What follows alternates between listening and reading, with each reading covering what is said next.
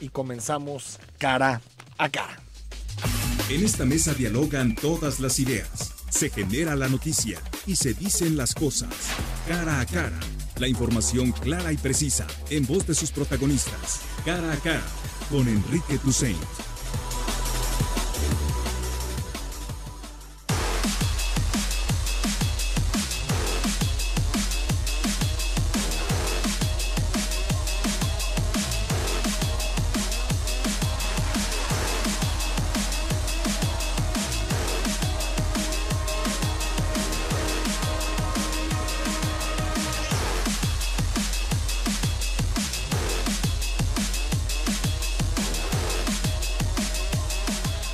De la mañana con 7 minutos. Macedonio Tamés es coordinador de seguridad del gobierno de Jalisco, que comenzó funciones el pasado 6 de diciembre y está aquí con nosotros. Macedonio. Es un placer, Enrique.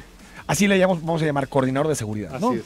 En realidad el nombre es más largo, coordinador del Gabinete Estratégico de Seguridad. Pero ya ves que el la tiempo nomenclatura es limitado en radio, entonces mejor hacemos una abreviatura. Macedonio, hoy presentan la nueva estrategia de seguridad. Bueno, ya se presentó en la mañana al interior del Consejo Estatal. Sí.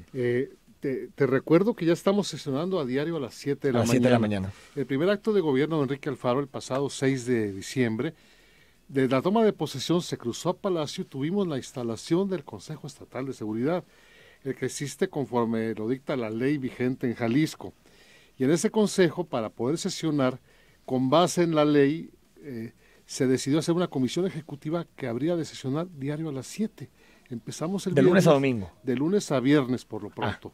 Si hace falta, será sábado y domingo. Porque sabes que los fines de semana se ponen violentos, ¿no? Sí, en Jalisco. Todo lo estamos, bueno, independientemente de que sesione el consejo, yo como coordinador estoy todo el tiempo al pendiente con mi equipo, ¿no?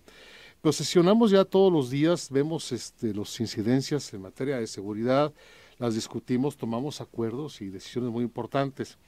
Y hoy en el seno de esta comisión ejecutiva ya se presentó el primer borrador del Plan Estatal de Seguridad, que habremos de pulir a lo largo de esta semana para hacerlo o darlo a conocer en algunas cosas de la próxima semana, ¿no? Damos por hecho que desaparece la Fuerza Única Metropolitana. Ya desapareció, los convenios que le daban origen vencieron y lo único que hicimos fue no renovarlos. Ya la Policía Municipal, que formaba parte de esa Fuerza Única, se regresó a sus municipios y nos quedamos solo con la Policía Estatal que está haciendo sus funciones. A ver, ¿cómo va a operar? ¿Va a ser una sola policía en la ciudad metropolitana o van a ser las mismas policías municipales pero con un mando metropolitano? Mira, te voy a decir lo que hay en este momento y lo que va a haber. En este momento existe cada municipio con su policía municipal y una policía estatal que tiene dos grandes ramas, la rural, que está en el interior del estado, y la metropolitana. En esta fase estamos ya trabajando juntos. El viernes en la tarde cité en mi oficina a los 9 comisarios de los 9 municipios de zona metropolitana y a sus directores operativos, y ya establecimos la pauta de trabajo que va a ser juntos para patrullar, para prevenir, para operar, para actuar en caso necesario. De tal manera que además de esta coordinación estrecha ya hay convoys conjuntos de policía estatal y policía municipal y eventualmente el ejército en las zonas aledañas, porque también nos está ayudando la 15ª zona militar. Pero entonces, ¿la Policía Estatal también va a operar en la ciudad? Ya siempre ha operado, ahora lo está haciendo. Es que las declaraciones al fin de semana parecían que la Policía Estatal se iba a dedicar a los municipios del interior del estado y que aquí en la ciudad iba a haber una fuerza única. Sí, claro, pero eso... No fuerza única, una policía metropolitana, digamos. Pero ya eso va a ser más adelante, ¿no? Acuérdate que son procesos. En este momento, al tomar el mando a las 0 horas del día 6, lo que hicimos fue organizar operativos y usar lo que tenemos y como estamos. Lo otro está planeado para que cuando se integre una policía metropolitana, que habrá de derivar de la Agencia Metropolitana de Seguridad, entonces se dividan las funciones en metropolitano e interior del estado, pero de momento para pues el objetivo es llegar ahí. El objetivo es tener una sola policía metropolitana. Así es. ¿Y el mando quién sería? Bueno, está por determinar. Acuérdate que los municipios tienen su autonomía, y lo digo yo que fui alcalde, y el señor gobernador es muy respetuoso. Y ahorita tenemos la autonomía por todos lados, ¿no? Sí, claro. Esa palabra la ves en la prensa todos los días. Y el gobernador Alfaro es muy respetuoso de la autonomía, de tal manera que la configuración de esta policía metropolitana, a la luz de la agencia y de los convenios que ya existen, tendrá que consensarse, ¿no?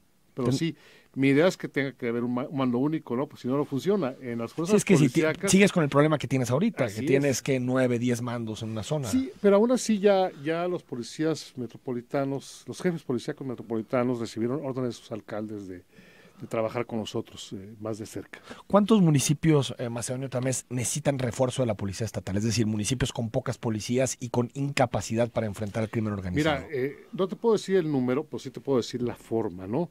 Ahí me sale lo médico, primero hacer un diagnóstico y después dar la receta o tratamiento. Hay policías municipales sólidas, buenas, que no hace falta modificar, simplemente fortalecerlas con capacitación, equipamiento, supervisión. Y hay otras policías que sinceramente no tienen razón de existir. He visto en estas semanas municipios con 10, 15 policías, 20. Eso más que una ayuda es un problema, ¿no? Pagar prestaciones, control, y luego en algunos casos no son tan pulcros en su comportamiento, digámoslo así. Yo es cuando aplico un principio que se llama principio de subsidiariedad. Cuando un municipio no puede o no quiere, le entra el gobierno del Estado en forma subsidiaria. Las formas jurídicas, el aspecto presupuestal pues, se acuerdan, pero es la idea que tenemos, ¿no? Pero ustedes ese diagnóstico municipal no lo tienen hecho. Tenemos ya premisas. Finalmente, Enrique Alfaro recorrió el Estado varias veces y tiene ya muchas notas, tenemos muchas notas, pero ahora hace falta el nuevo abordaje que ya estamos haciendo desde el poder para tener un diagnóstico preciso y podrían desaparecer algunas policías y encargarse el Estado de la seguridad de esos municipios. ¿Qué pasó este fin de semana? 20, 21 muertos, homicidios. Bueno, es el mismo problema con el cártel Jalisco Nueva Generación. Bueno, no puedo decir con quién, pero sí, hoy en la mañana en la Junta de la Comisión Ejecutiva de Seguridad estuvimos analizando el tema y es la misma inercia que viene desde antes. No tiene que ver con los reacomodos del gobierno, con la salida de un fiscal, la entrada de otro. No hemos notado eso, simplemente venía sucediendo y siguió sucediendo. Lo que sí es que ahora sí vamos a reaccionar. Estas reuniones matutinas son muy productivas. Estamos del gobierno del Estado, yo como coordinador, el fiscal Gerardo Octavio Solís, el general Velasco, secretario de Seguridad, va Policía Federal, va PGR, va el Ejército, fue la Marina también, y eventualmente irán también los alcaldes. Mañana van los 9 alcaldes de metropolitanos y vamos a presentarles ya lo que diseñamos a partir del viernes en mi oficina para esta mega coordinación, llamémosla así. ¿El contexto está más grave de lo que pensabas, Macedonio? No, ya sabíamos que estaba muy grave. O sea, no te encontraste no me encontré peores situaciones de las que reflexionabas. Ni al interior de las instituciones ni hacia afuera. Todo, ya sabíamos a lo que veníamos. 9 de la mañana con 15 minutos. Estamos unos minutos más con Macedonio Tamés para preguntarle de otros temas. Te recuerdo que nuestro WhatsApp es el 33 18 80 76 41. Más adelante hablamos sobre la ley de remuneraciones con abogados y también sobre la resolución del Tribunal Electoral del Poder Judicial de la Federación sobre la elección en Puebla, que ha dejado descontentos a unos y otros que han celebrado el fallo del tribunal. Volvemos. 9 de la mañana con 19 minutos. Estamos conversando esta mañana con Macedonio Tamés, coordinador de seguridad del gobierno de Jalisco. Ha habido varios temas de discusiones de la semana pasada, Macedonio, que tienen que ver con la Fiscalía General del Estado. Así es. Y algunos dicen que Gerardo Octavio Solís es un fiscal carnal. Pues no, es más, creo que ni se conocían él y Enrique Alfaro. Simplemente... En campaña se conocía. ¿Mande usted? Participó en las mesas de seguridad para elaborar el proyecto de seguridad de Alfaro. Fue una sola vez en abril cuando presentaron... No, la mesa, yo la encabecé, la mesa de seguridad antes de la campaña. Fue nada más a la presentación, alguien lo invitó en abril, ¿no? O sea, no hay una relación personal ni la ha habido, y lo digo con toda sinceridad.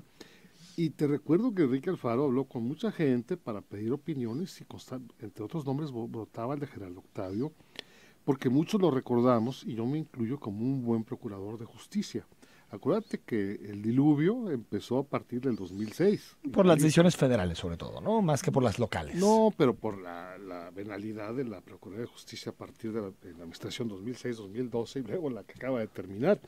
Pero hasta 2012, estando Gerardo Octavio de Procurador de Justicia, que se llamaba entonces el puesto, hizo un buen papel, decoroso, se resolvían los delitos, había ejercicio de la acción penal, entonces se le considera muy calificado para la posición, sabe derecho penal, le entra, toma buenas decisiones. Hay reservas sobre las decisiones que tomó en su momento en materia de derechos humanos. ¿Las has escuchado? Mira, lo que pasa es que una institución del tamaño de la entonces Procuraduría de Justicia y ahora Fiscalía, que tiene 30, 40 mil expedientes abiertos, en más de unos hay quejas de derechos humanos, pero de alguna manera las que haya habido en su época no son imputables a él y se han de haber resuelto. ¿Qué garantías tenemos de que va a respetar los derechos humanos como fiscal? La voluntad política del gobernador Enrique Alfaro de respetar los derechos humanos al máximo. Pero va a haber controles internos.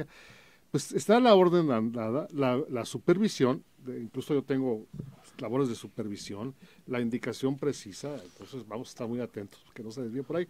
Quienes han cuestionado ese aspecto del nuevo fiscal deben saber que el propio fiscal está muy comprometido con derechos humanos, lo está el gobernador, lo estoy yo, y juntos vamos a defenderlos al máximo. ¿Por qué no enviaron una terna al Congreso? Porque a veces parece que fue como, ahí les va para la revisión del Comité de Participación, el Comité de Participación dice que los programas no cumplen con Fiscalía que sirva. Lo que pasa es que la ley no lo exige. No lo exige, yo sé. Entonces... Pero sí es como utilizar el Congreso como oficialidad de partes, ¿no? Ahí te va mi nombre. Que los legisladores cambien la ley vigente, ¿no? Pero el gobernador, yo creo que se vio muy abierto al, por lo menos, mandar la terna a este honorable Comité de Participación Social del Sistema Estatal Anticorrupción para que calificara a los 3 aspirantes, pero sobre todo para que valora su programa, ¿no? Señalara las deficiencias. Y te anuncio, el compromiso con los 22 puntos de una fiscalía que sirva. 23, ¿no? No, pero... es que uno nunca estuvo... Que no comparte, coincido, y yo tampoco. ¿Qué es lo de la designación? Ya indicó al fiscal que empiece a trabajar con el Comité de Participación Social y otras instituciones para reformar la ley orgánica de fiscalía y adaptarla a la vigencia plena de esos puntos. ¿Por qué debilitar en el Congreso al fiscal anticorrupción, Macedonio? Se aprobó la semana pasada una iniciativa que supongo que tuvo el visto bueno del gobierno de Jalisco para desaparecer el presupuesto autónomo, todo ese tipo de cosas. No sé por qué se dio eso. Mismo gobernador, cuando lo entrevistaron, no sobre ese punto, sino la debilidad de ciertos temas de la nueva ley orgánica de fiscalía, fue cuando ordenó que hay estas mesas de trabajo encabezadas por el fiscal, el Comité de Participación, para corregir todo eso. Es decir, eso no lo palomeó ni la administración de Alfaro. Fue una propuesta que hicieron los diputados porque ellos quisieron hacerla así. No sé de dónde viene, pero es algo... Acuérdate que los procesos legislativos son largos y complejos y siempre susceptibles de ser mejorados y corregidos, ¿no? Y lo que se va a hacer. Tú eres diputado federal, Macedonio, cuando estaba la discusión sobre la Ley de Seguridad Interior, declaraste mucho en contra de la Ley de Seguridad Interior, claro, porque decías que buscaba militarizar la seguridad. Sin embargo, se está nombrando un militar en la Secretaría de Seguridad Pública. ¿No te parece que de pronto es contradictorio? Mira, en primer lugar, Enrique, critiqué mucho la Ley de Seguridad Interior, sobre todo por ser inconstitucional. Sí. Por la militarización. No, porque el Congreso Federal no tiene facultades constitucionales para legislar en esa materia. ¿Por ser del Ejecutivo, una prerrogativa del Ejecutivo al ser jefe de las Fuerzas Armadas? No, porque no está expresamente señalado en el artículo 73 de la Constitución como facultades del Congreso Federal. Fue una de mis principales argumentaciones. Yo soy muy pero cuadrado. Pero tú declaraste, ahí, está una entrevista que hizo el Occidental, incluso, que decías que busca militarizar el país. Además, y nosotros no queremos eso. Además, lo que pasa es que aquí no lo estamos militarizando. Una cosa es, como lo pretende la ley de la Guardia Nacional, poner la Guardia Nacional al mando de Sedena, y otra cosa es que haya un militar ya vuelto civil en un cargo. No es el caso. La Policía del Estado y la Secretaría de Seguridad del Estado siguen siendo instituciones civiles bajo el mando de un gobernador civil como es Enrique Alfaro, y en este momento se encontró que el general Velasco tiene capacidades, vocaciones y honestidad como para manejarla. Pero no es que entiendes que a más de algunos se le puede prender la alarma cuando un militar en seguridad pública ve a un fiscal con esos antecedentes, pues dices, vamos o podemos ir a un modelo autoritario de procuración e impartición de justicia. Más bien un modelo firme, diría yo, no es lo mismo autoritario que firme. Y creo que ante la debilidad de la Fiscalía General del Estado de Jalisco, como se llamó todo este conglomerado de fuerzas hasta hace unos días, ante la debilidad era necesario mandar un mensaje de fuerza, tal cual. Este es estos dos perfiles son un mensaje de fuerza al crimen organizado. No, o a los delincuentes. A todo mundo. Mira, a mí no me gusta declarar guerra ni señalar. Es que igual de grave es un delito chico que grande, ¿eh? Y vamos contra todos. No tenemos un destinatario en particular con nombre, apellido o apodo, pues sí tenemos un destinatario genérico que es el delincuente. Y para esos delincuentes se quiso enviar la señal con gente con capacidad probada, honestidad también demostrada y con fuerza para que se hagan las cosas. No se estaban haciendo. Oye, Enrique, la Fiscalía de Estado de Jalisco hasta hace unos días era la última de la República Mexicana en resultados, sí, en carpetas de investigación con consignación a un juez, o sea, un desastre. ¿Qué vas a hacer? ¿Vas a poner a San Martín de Porres de fiscal o de secretario de seguridad? No, mientras respete los derechos humanos, respete las garantías de todos los ciudadanos. En estos días que llevamos ya en el poder, se van a respetar. ¿Te puedes poner un plazo, Macedonio, o se pueden poner un plazo como gobierno para decir, vamos a ver, nadie tiene una varita mágica en este tema, estaremos de acuerdo, ni federal, ni local, ni estatal, pero un plazo para que veamos los homicidios caer un poco? ¿Existe Mira, eso? No se puede ni se debe, sería generar falsas expectativas. Lo que sí dije ya en alguna entrevista es que el plazo en lo inmediato ya hay cambios de caras, y yo creo que en cuanto se fueron algunos personajes de esas instituciones y desaparecieron de la vida pública, ya es una señal de cambio importante. Con el Poder Judicial, fue el magistrado Zuro dio su informe la semana pasada, sí, busca la reelección y seguramente la va a obtener. ¿Qué relación, por ejemplo, con el tema de los salarios y todo esto que está tan discutido? En esa ceremonia del informe de Ricardo Zuro, yo estuve con el gobernador y Enrique Alfaro les dijo con mucha claridad a los jueces de que se trabajaría junto con ellos para combatir la corrupción, mejorar la calidad del servicio, y en particular señaló el tema de salarios y el tema de esa famosa lista que existe en ese Poder Judicial de donde salen los nombramientos, ¿no? Hay toda la intención de Enrique Alfaro de, sin violar la soberanía o la división de poderes, que es un principio fundamental, sí hacer lo suyo como ejecutivo para que el judicial entre a esta renovación que tanto se necesita. Todavía no definen por dónde le van a entrar a la renovación del Poder Judicial. No, ni es tarea mía, creo que es más de la Secretaría General de Gobierno. Entonces, la coordinación de seguridad, Macedonio, mesa todos los días a las 7 de la mañana. Así es. ¿Es pública la mesa? No, es privada entre ustedes privada por la información que manejan. Exactamente. Después va a haber posicionamientos públicos para saber qué se discutió en esas mesas. Uno de ellos es que estoy platicando, las generalidades que puedo decir. Obviamente, como bien señalas, no se puede hacer público algunos temas. Va a haber ruedas de prensa, el gobernador al rato va a hablar también. Entonces, parte del esquema de seguridad, sin revelar lo que no se debe revelar por el sigilo tan necesario, es mantener a la gente informada con la transparencia debida. Las reuniones de los lunes con los presidentes municipales. Ahora van a ser en el entorno de esta mesa a 7 de la mañana. Por ejemplo, mañana van a ir. Van martes, una vez a la semana. Los metropolitanos estarán yendo también. Y eventualmente, no necesariamente una vez por semana, según necesidades. No hay un calendario. Mira, Enrique, si nos ponemos así una camisa de fuerza, pues no. Y es tan dinámico este tema y es tan cambiante el esquema de seguridad que vamos si hay una crisis de seguridad un día, se reúnen ese día. Así es, mañana, por ejemplo, van los señores alcaldes, el miércoles va a ir el pleno del Consejo Estatal. En otra ocasión invitaremos a los presidentes del interior del estado por regiones, en una dinámica cambiante y activa que no permitirá que nos amarremos las manos. ¿El C5 va a operar al completo? Ya está operando, pero con deficiencia. Lo recibimos en condiciones precarias, ¿no? ¿Qué problemas tenía? ¿Conexión? Equipo no entregado, equipo no recibido, problemas legales. El señor gobernador va a dar un informe al rato sobre eso. ¿Sobre ese tema? Sí. ¿Cuántas cámaras más o menos servían de las 6,000 y cachito? No tienes estamos el dato. En el diagnóstico, porque hay unas que servían, otras que no, otras a medias, otras sin conexión.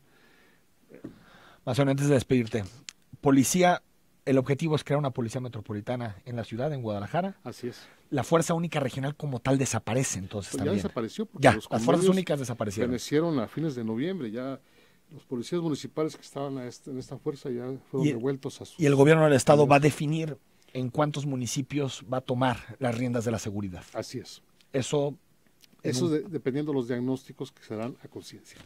Macedonio Tamés, gracias por haber estado con nosotros. Un placer, coordinador. buen día a todos. Nos vamos al corte, leemos tus comentarios y hablamos sobre la ley de remuneraciones. ¿Recuerda usted que hace unas semanas los diputados y senadores, las dos cámaras, aprobaron una legislación, la Ley Federal de Remuneraciones de los Servidores Públicos, que señala que ningún funcionario público debe ganar más de los 108,000 pesos que se determinó como salario el presidente de la República, Andrés Manuel López Obrador? Se interpusieron 2 amparos contra esta legislación, uno de la Comisión Nacional de Derechos Humanos, que argumenta que reducir el salario de los funcionarios públicos es inconstitucional y viola sus derechos humanos, y otro, más o menos con la misma argumentación, aunque también señalando algunos vicios de la iniciativa. Es otra suspensión que antepusieron los partidos políticos de la oposición, el PRI, el PAN, el PRD y Movimiento Ciudadano. Pues la semana pasada, el viernes, la Suprema Corte de Justicia decidió suspender, a través de un proyecto del ministro Alberto Pérez Dayán, suspender la aplicación de esta regulación. Y para entender por qué y si la Corte acertó o erró en esta resolución, saludo a Jorge Torres. Él es académico y coordinador de la Comisión Anticorrupción de la Barra Mexicana de Abogados en Jalisco. Jorge, ¿cómo estás? Muy bien, Enrique, muchas gracias por la invitación. Oye, Jorge, a ver, de entrada, ¿qué valoración haces de esta suspensión? Bueno, déjame decirles para poner el panorama completo, que se trata de 2 acciones de inconstitucionalidad, una por la minoría del Senado opositora Morena y sí, otra por Comisión Nacional de Derechos Humanos, pero además hay más de 2,000 amparos presentados por funcionarios en lo individual, funcionarios del Poder Judicial, en donde se han conseguido suspensiones y no se han conseguido suspensiones. Es un tema, digamos, que ha suscitado debate.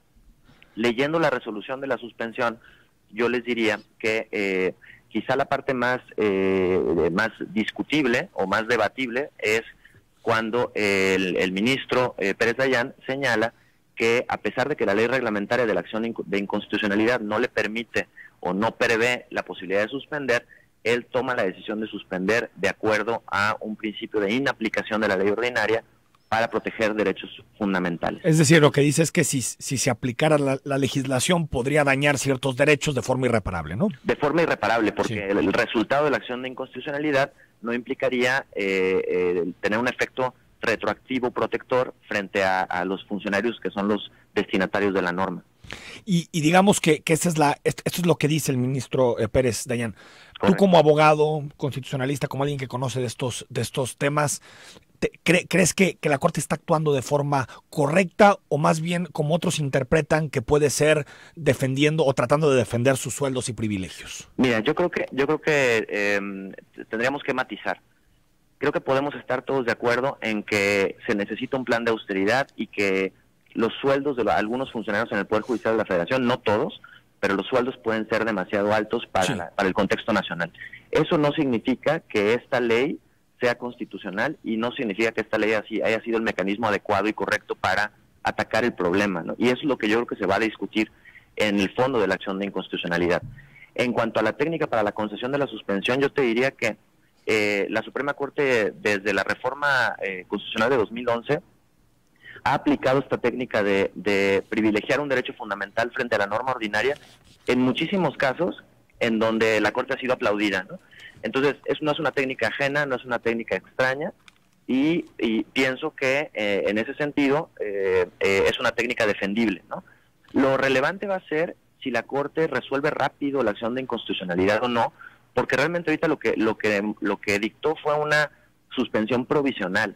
El asunto se tiene que decidir de fondo respecto a si esa ley violenta el orden constitucional, violenta derechos fundamentales o no.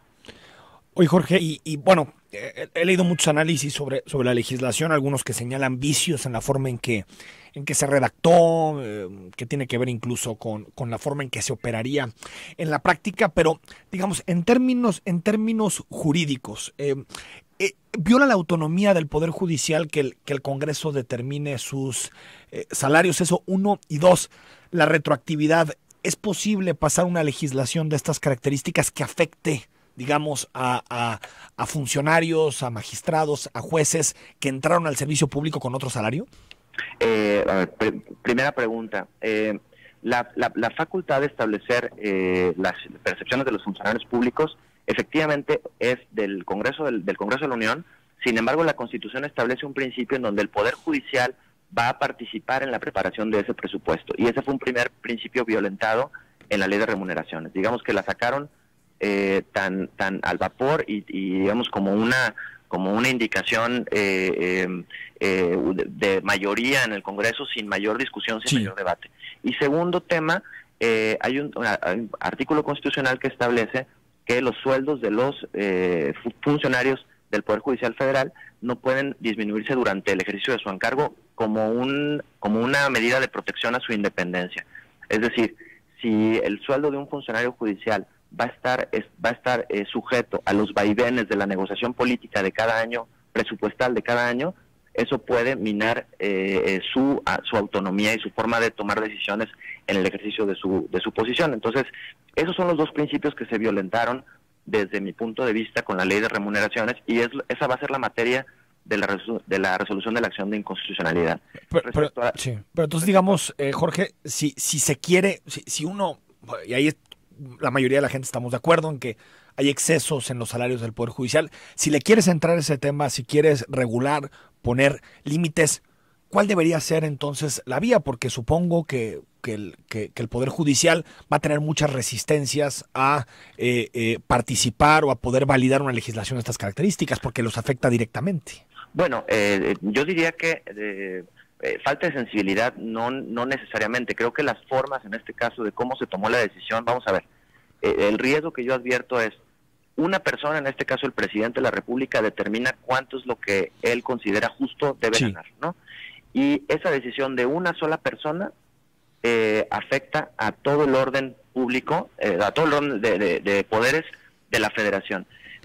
Cuando la propia Constitución establece que no puede una sola persona tener todo ese control o todo ese poder. Sí. Entonces, si tú quieres atacar ese tema, lo que creo que se debe hacer es, primero, un plan de austeridad en donde participen todos los involucrados, tanto Poder Ejecutivo, que representa el 70% del gasto presupuestario en nómina, el Poder Legislativo y el Poder Judicial, todos participen en la forma para determinar, de acuerdo a la Constitución, qué es lo adecuado y proporcional que debe ganar cada puesto, ¿no? El tabulador. Segundo, ese tabulador debe arrancar de aquí hacia adelante. No puede afectar relaciones jurídicas establecidas desde el pasado, porque viola derechos adquiridos. Entonces, como ha sido en varias reformas que han tocado estos temas, se establecen transitorios que protegen las relaciones anteriores y simplemente empiezan a actuar de aquí en adelante. Esa forma sería irreprochable desde el punto de vista constitucional. Entonces, iniciar una mesa de diálogo con los otros dos poderes, digo, en este caso una legislación que tendría que pasar por el Congreso. Así es. Diálogo con el Judicial y con el Ejecutivo. Así es. Y al mismo tiempo, de alguna forma, poner, no poner un candado, porque ya la retroactividad ya es inconstitucional, a menos de que te favorezca, ¿no? A menos de que favorezca. Yo pienso que la sensibilidad debe de buscarse, el diálogo debe de buscarse. No se hizo en este caso, y yo pienso que de alguna manera podría llegar a interpretarse que la suspensión es una respuesta de la Corte a decir, me tienes que tomar en cuenta, no puedes brincarte sus principios constitucionales, pero al mismo tiempo el Consejo de la Judicatura presenta un plan de austeridad y presenta un acuerdo muy extenso que se publicó justo el viernes pasado en el Diario Oficial de la Federación, un acuerdo muy extenso en donde trata todos estos temas, en donde me parece que al mismo tiempo está mostrando sensibilidad para ajustarse a la realidad nacional, que creo que en eso estamos todos de acuerdo. Jorge Torres, académico y coordinador de la Comisión Anticorrupción de la Barra Mexicana de Abogados, capítulo Jalisco. Gracias por estos minutos y seguiremos pues ampliando la conversación, porque de estos, pues ya me decías, no hay 2,000 amparos de funcionarios. Sí, entonces, pienso que un tema que hay que tener en el centro de la discusión es la carrera judicial, así como el servicio civil de carrera. No es tanto cuánto gana un ministro, sino cuánto debe ganar una persona que decide entregarle su vida profesional al servicio del Poder Judicial de la Federación o al servicio el servicio público, el Poder Ejecutivo, en el Poder Legislativo. Ahí sí tenemos muchas asimetrías, ¿no, Jorge? Porque un juzgador, un juez de un pueblito, pues gana poco y el ministro gana muchísimo, ¿no? Sí. Es una diferencia impresionante. Y eso tendría que ser proporcional a la responsabilidad de cada uno. Entonces, yo pienso que ese es el debate que no se dio, ese es el debate que nunca hubo. Sí, aparte, retomar una ley de hace 8 años, eso también complicó muchas cosas, ¿no, Jorge? Así es, Enrique. Jorge Torres, gracias. Te agradezco mucho. Ahí está la opinión, hay de todo, desde, yo lo decía en el editorial, yo creo que Morena, PT, PES tienen que cuidar las formas, sobre todo cuando están tocando algunos intereses, como en este caso los sueldos del Poder Judicial, hacer una legislación intachable, que no viole principios constitucionales, derechos humanos, para tener posibilidad de que salga adelante una legislación de estas características. Por cierto, Andrés Manuel López Obrador habló de este tema en su rueda de prensa matinal y afirmó que su gobierno respetará los recursos interpuestos por algunos jueces. Esto dijo. Los salarios de los altos funcionarios públicos en el país y de manera particular en el Poder Judicial llegan a reunir hasta 600,000 pesos mensuales. Eso es ofensivo. Eso no tiene que ver ni con el cambio que se necesita y que está demandando la gente, ni con la justicia. Al contrario, es una arbitrariedad. Bueno, mañana con 46 minutos vamos al corte, seguimos analizando los temas con los que comenzamos esta semana, también polémica el sábado por la noche, resolución del Tribunal Electoral Federal en donde dice que la elección en Puebla es válida a pesar de las múltiples irregularidades que han documentado los propios ministros y algunos medios de comunicación. Vamos al corte y hablamos con especialistas.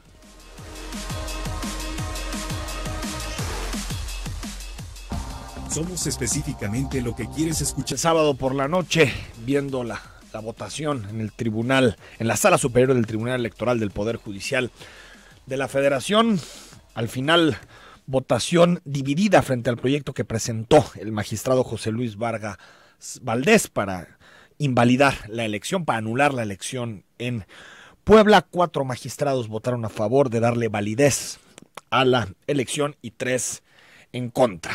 Y saludamos a Arturo Espinosa, él es director de Elecciones y Más y profesor de la Universidad Panamericana. Arturo, ¿cómo estás? Hola, ¿cómo estás, Enrique? Buenos días. Oye, Arturo, ¿cómo viste en general el debate que hubo en el Tribunal Electoral sobre este tema y si consideras que los magistrados, los 4 magistrados que votaron por ello, aciertan en no anular la elección?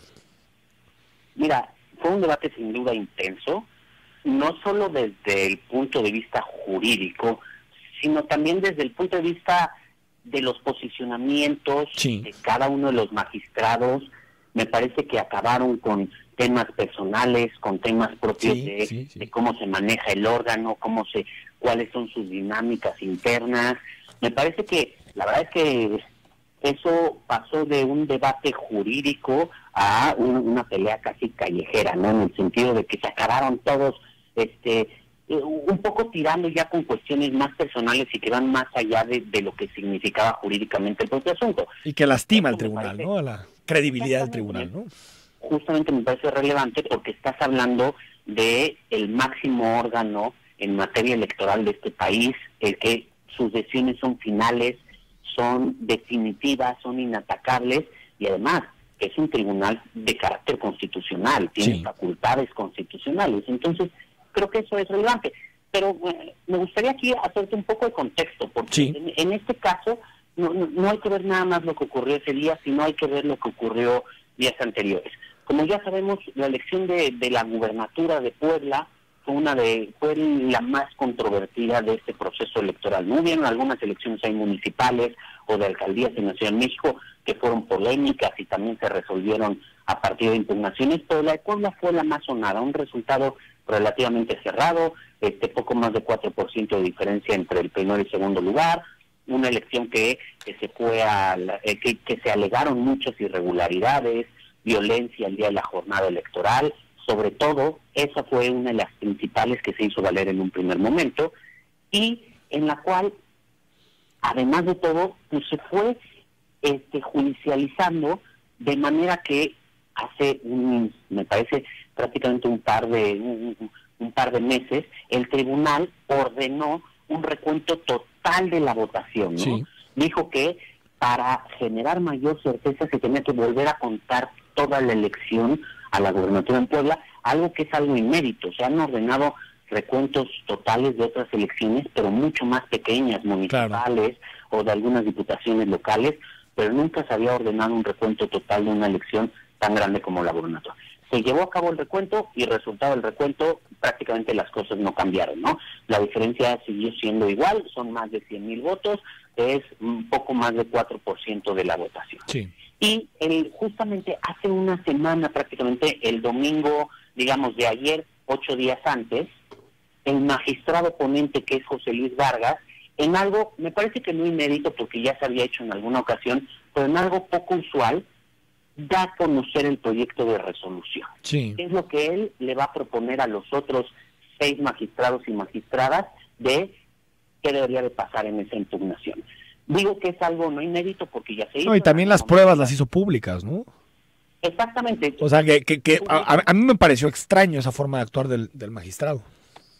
Mira, no es algo común, como te digo, pero ya ha habido ocasiones en las que los proyectos se hacen públicos, tanto la Corte como el Tribunal, en algunos casos Sí. delicados o relevantes, lo han hecho público. Sí, Esto sí. generó mucho ruido, si el magistrado estaba actuando más allá de sus funciones o no, demás. Lo importante es que nosotros conocimos 8 días antes de que se sesionara prácticamente que él proponía anularla. ¿Y cuáles eran los motivos? Básicamente las razones eran 2. Uno, hechos violentos el día de la jornada electoral. Hay constancias de que en poco más de 60 casillas hubieron violencia fuerte dentro de las casillas, lo cual no permitió contar los votos en esas casillas. Eso es por una parte. Y la otra parte, violaciones a la cadena de custodia de los paquetes. ¿Qué quiere decir un poco esto? Los paquetes electorales, desde que concluye la elección, el día de la jornada electoral, se llevan a las oficinas de la autoridad electoral hasta que los mismos se destruyen, porque hay un punto en el que se destruyen, deben de estar custodiados por la autoridad electoral.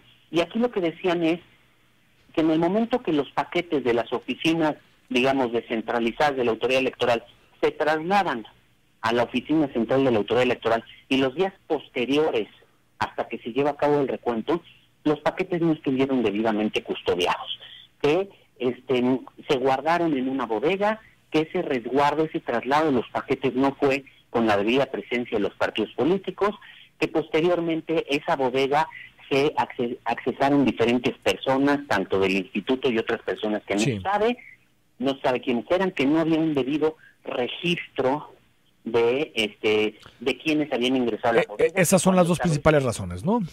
Violencia y el no custodio, adecuado custodio, ¿no? De las boletas. La no custodia. Ahora, a partir de esto los magistrados justamente discuten si estas irregularidades son suficientes para anular o no son suficientes para anular. Traduciéndolo un poco, Enrique, es decir, si no hubieran ocurrido esas irregularidades, ¿el resultado hubiera sido otro? ¿Sí o no? La verdad es que en general es un tema muy difícil. Pues ¿cómo lo cuantificas, no? Exactamente, justo es eso. Había para quien algunos magistrados decían, mira, en todos esos paquetes en los que hubo violencia, no había los suficientes votos para darle la vuelta a la elección. O sea, aún así, si todos los votos de esos paquetes que desaparecieron hubieran sido para el candidato que quedó en segundo lugar, Miguel Barbosa, no hubiera ganado la elección. Y por otro lado, en el tema de la custodia de los paquetes, dice, pues sí, a lo mejor no se tomaron todas las medidas para poderlos custodiar debidamente, pero el resultado, o sea, los resultados del cómputo que hizo el instituto y los resultados del recuento que hizo el tribunal son prácticamente lo mismo. O sea, eso abierto, los paquetes no se manipularon. Arturo, hay otros que dicen... Me queda un minuto para despedirte, pero, es decir, ¿tú crees que por la distancia que había entre la candidata de la coalición, la candidata del PAN y Barbosa, crees que digamos, las irregularidades no son suficientes como para darle la vuelta al resultado? A mí me parece que efectivamente no son suficientes para dar la vuelta. Sí son malas prácticas que no son ideales en una elección, pero aún así, en este caso, el resultado no hubiera cambiado de no haber ocurrido esas irregularidades. Yo creo que esa es la conclusión. Y por último, ¿crees que, porque noté un tribunal muy politizado, ¿crees que hay presiones muy fuertes sobre ellos, actualmente sobre los magistrados del Tribunal Electoral? Mira, yo no sé si hay presiones, pero sin duda estos asuntos generan mucha tensión al interior. Son asuntos por sí mismos complicados en lo jurídico, ¿no? Y por el otro lado, son asuntos que también políticamente pesan. Estás hablando de una gobernatura como la de Puebla. Una gobernatura de un estado importante para el país, por población, por economía, por muchas cosas. Entonces, desde los dos puntos, son temas que al interior del tribunal generan mucha tensión y que seguramente desde afuera, pues cada quien va a tratar de jalar agua para su molino, ¿no? Ambas partes, en lo jurídico y en lo político, eso creo que sí, y eso no ayuda mucho. Ahora, Arturo Espinosa, me tengo que ir. Adicionales. Un saludo y retomamos la conversación, que me faltan 10 segundos. Gracias. Claro que sí, bye. Nos vamos. Te espero a las 6 en la tercera emisión de Zona 3 Noticias. Soy Enrique Tucen.